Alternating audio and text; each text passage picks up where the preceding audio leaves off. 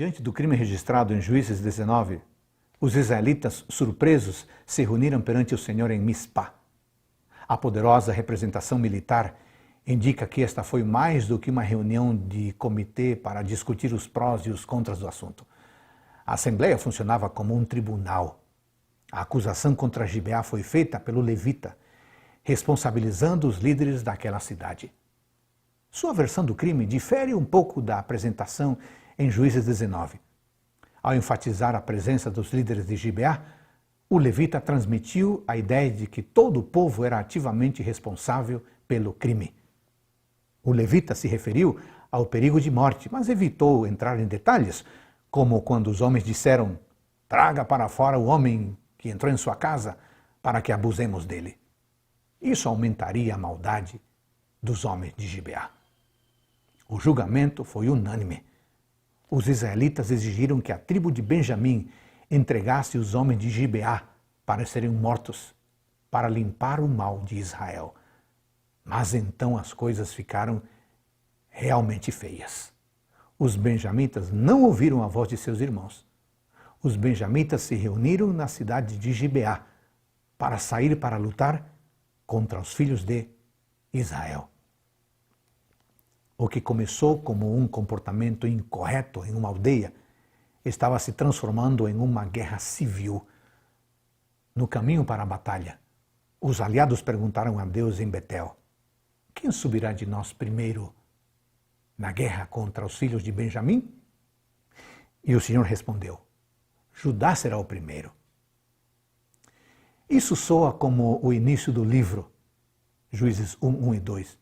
Exceto que agora os israelitas estavam lutando contra seus companheiros israelitas em vez dos cananeus. O maior perigo para Israel veio dos males acalentados dentro do próprio Israel. Como no tempo de Acã, o povo estava tentando expurgar o mal do meio deles, para que pudessem ter a bênção de Deus entre eles. Mas agora havia toda uma tribo de Acã. Limpar a maldade certamente seria doloroso e caro. Os rebeldes benjamitas venceram 2 batalhas, infligindo baixas devastadoras aos aliados, que ficaram terrivelmente consternados.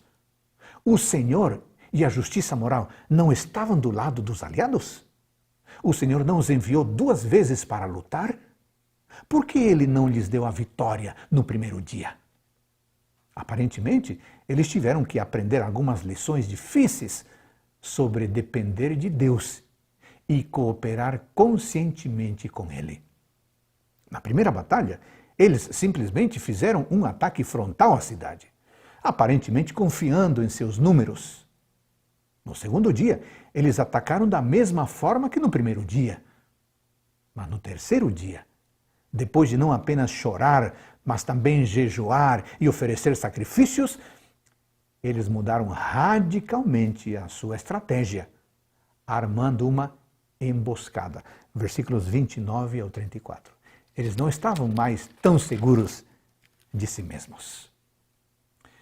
Este e o capítulo final trazem diante de nós a terrível colheita do que foi semeado. Pois tudo o que homem semear, isso também ceifará, diz Gálatas 6, versículo 7. Eles haviam semeado ventos e agora estavam colhendo tempestades. Quase toda a tribo foi exterminada. Benjamim recusou-se a entregar os ímpios e, em vez de se humilhar, reconhecendo a terrível culpa e levando os culpados a julgamento, eles se reuniram para lutar contra seus próprios irmãos. Que contraste com o início do livro. Lá, eles tiveram que lutar contra um inimigo comum. Aqui, contra seus próprios irmãos. Amigo, cuidado com amar e acariciar os nossos próprios pecados. Isso pode ser o início do nosso fim. Oremos a Deus e estejamos firmes em Sua palavra, alicerçados na fonte, o nosso Deus. Amém.